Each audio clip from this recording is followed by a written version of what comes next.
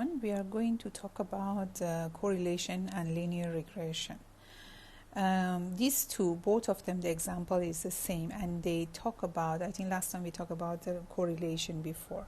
They talk about the relationship between two variables that we call them independent and dependent variable. For example, like price and demand. If the price go up, the demand will come down, right? So the relationship between study hard and get A in the exam. The relationship between car engine size and usage of the petrol. So this is talking about one variable that will affect the other one. So the one that will affect the other one, we call it independent variable. The one that will predicted by independent variable, we call it dependent variable. So for correlation and regression, we talk about the effect of one IV, that is X, on DV, that is Y. Look at it here. For example, now a company, this example we will follow it until the mid of the lecture. There is a company that they will call the people, and after that they want to sell the product. I think you get this kind of call so many times, that they call you, they encourage you to buy something. So now they want to know, is there any relationship between the number of call and the number of copiers sold? So how you can find it? There's two ways, with correlation and regression. For correlation, first we talk about correlation, that we show it with the small r, and is change between -1 and +1. When it's reached to 0, it means that there is very, very weak relationship, or there is no relationship. -1 is mean that there is a strong negative relationship, like the price and demand. If the price go very high, the demand will come down, right? Positive relationship is 1. It means that if the quality of food go up, of course you will buy maybe more. So it's a positive relationship. If any kind of thing that you can imagine in your mind. Okay, so this is the way to show it. Look at it. They show the negative, positive, and between 1 and -1.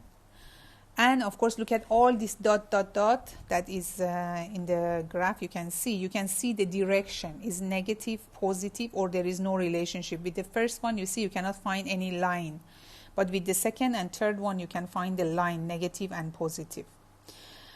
So how to calculate the correlation? Of course, we have a formula for correlation, that if you look at it, what we need here, we need our independent variable, that is X.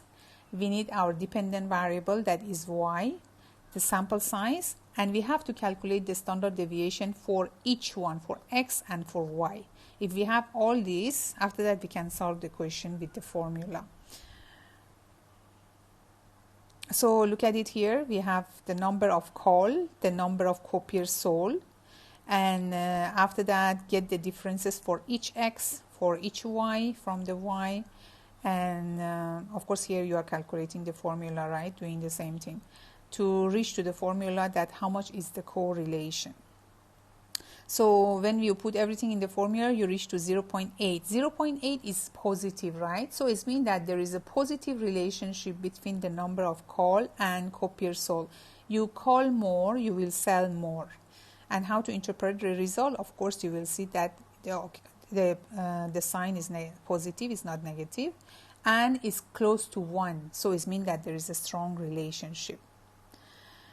And okay, stop here. I will continue with next video. Okay, so the regression example is exactly the same. We have one dependent and independent variable, and we want to predict from independent, we want to predict about the dependent variable. You can read the example, of course, yourself. So here they give us example, that same example that we did correlation. Now we are solving for regression analysis to see is there any relationship between the number of call and copiers sold. And of course, if they give us how many, after that we can calculate. For example, they said, okay, how many copy I will sell if I call 20 times, or I call 10 times, or 5 times. So you can, of course, you can predict. So we have a formula. For regression, we have a formula. Look at this one. Here y is, some people call it y hat, to make sure that it's different with normal y that we have. So this is the result of prediction, that you will predict for the dependent variable, that how much or how many it's going to be. And x is our independent variable, but there is two things that you have to calculate here, a and b. A is y-intercept. It means that the time that b is 0, how much going to be the a. And b is the slope. Remember, we have dot, dot, dot in the graph. So if you look at all that dot, if you want to draw the line that is best fit, is going to be this b, that normally we have to find it, of course. So this is just, explain about the example, that now we have an example here. How does the weight of a car related to the car's fuel efficiency? So which one is predicting the other one? Weight of the car will predict fuel efficiency, right? So dependent variable going to be mile per gallon. Independent variable going to be car weight. You see, when you want to go to buy a car, normally you check the engine size, power, this kind of thing, right? So you can solve it with regression. So now they want to know, of course, the formula. We can write it, and we have to find a and b. So here, look at the line.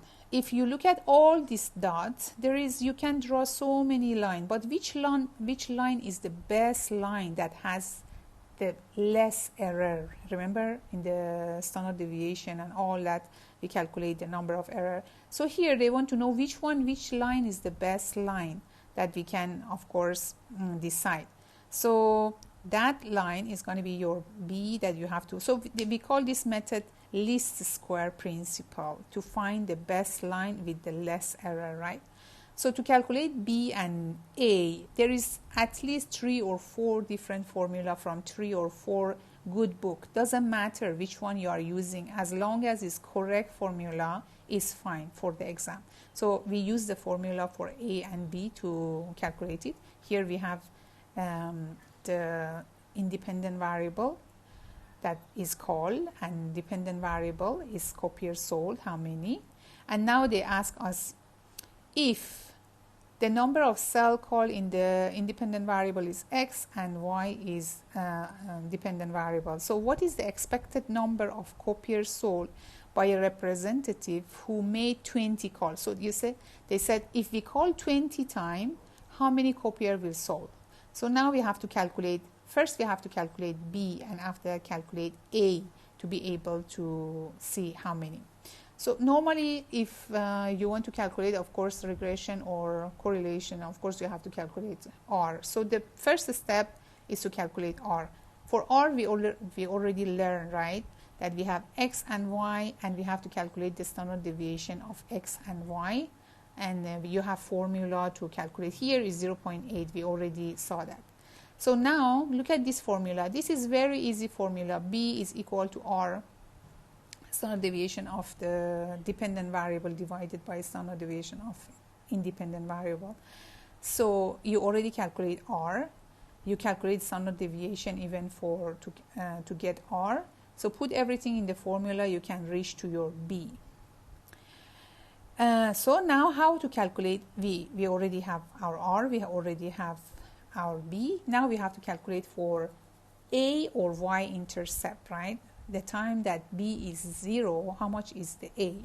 So formula for the a is y, that is your dependent variable, mean, minus b, that dependent variable mean, right? So put everything in the formula. You will reach, you have everything. You have your y-intercept, you have your slope, and after that, of course, the number of x, they already mentioned 20, and you can reach to the formula. I will continue with next video. Okay, so we reach to 25, that if we call 20 times, we will reach almost 25 copier, right? So in the exam, definitely you have to draw this kind of, at least you should know few of this, right? Look at this graph, you will see that which one is A, which one is your B, so at least you have some idea. Remember ANOVA table, I think you before this chapter is ANOVA table. So here also we have for regression one of this table that you have to learn. How to calculate the standard deviation, standard error of the estimate. You see this one also is to get the best fit. Standard error of estimate is important in the calculation of confidence and prediction interval because you want to get the best, right? So this is the formula. You see this y hat is already the formula that you solve for regression. We call it y hat or whatever name that in different book they give. This is the total result, the formula that you already get A and B from the previous calculation, right? So you already have this formula. You have your A and B, and now of course you have to put it in you have your dependent variable. You see dependent variable minus y hat. So for each one you have to calculate one by one. You are not putting the result there. You calculate one by one for each y. And of course square, get the square root and divided by n minus 2. So here again they show that what was the result and where is in the table it's located. So you have everything. You have your independent variable, dependent variable. You already calculated your A and B, so you can put one by one and get the value and square it. Of course get the total and square it. So you have everything there. What about coefficient of determination? Coefficient of determination is the amount of variance that independent variable will predict for the dependent variable. So later if they told you, for example, calculate the variance for this independent and dependent variable, you already know that they are talking about coefficient of determination. So is r squared, of course. You already know these two is equal. It means that how much of the variation in the dependent variable is predicted by independent variable. That there is two ways to, I'm sure in your calculator also you have the very fast way to calculate it, but of course in the exam you have to write the formula. There is two ways to calculate it. One is just square the r, that maybe half of the mark you will get it. The second one, you have to use the formula, and we have formula for this one. Formula is later, of course, you will learn how to calculate the SSR and SST. So the formula is SSR divided by SST. Let's see. Okay, so here we just square the correlation that we already calculated. And r square here is 0.86. It means that 86% of the variance in fuel efficiency is predicted by car weight, right? So we just convert it to the percentage, and we said that, okay, how much of the variance is 86% of the variance. Okay, so this is the formula for r square. You see the regression sum square that we call it SSR divided by total sum of square that is SST. You will reach to the r square that we expect to see this one in the exam because this is the way to calculate the variance. Of course, you have to use the formula.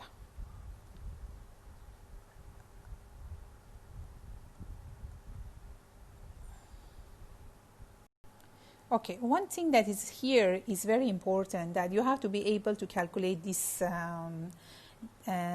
degree of freedom, SS, MS, F, and significant F level. Remember you did it in ANOVA, of course. This table is a bit different because here we have independent and dependent variable. If you look at ANOVA table here for regression, okay, you will see here that this area we have DF, here we have SS, here we have MS. What does it mean? Look at it. Regression, residual, and total. Here you have to calculate exactly this table for regression also, but you have to use your independent and dependent variable. Look at the first one, DF. Under DF there is 1. What is this 1? It means that you have just 1 dV, right? So it's always 1 because you have just 1 dV here and 1 IV here, so it's 1. The second one is n minus 2. So here is 15 minus 2, that is 13. And the third one is 14, that is n minus 1, so it means 15 minus 1. But look at under SS. So the first column, is the second column. The second column, the first cell is SSR. SSR, please find the formula in your book. SSR is sigma of y hat minus y bar square. Find the formula from your book. You can find it there. So you have to calculate it. You have to calculate the y hat first. After that, for each value, you have to minus from your mean for the dependent variable, square it, you will reach to this SSR.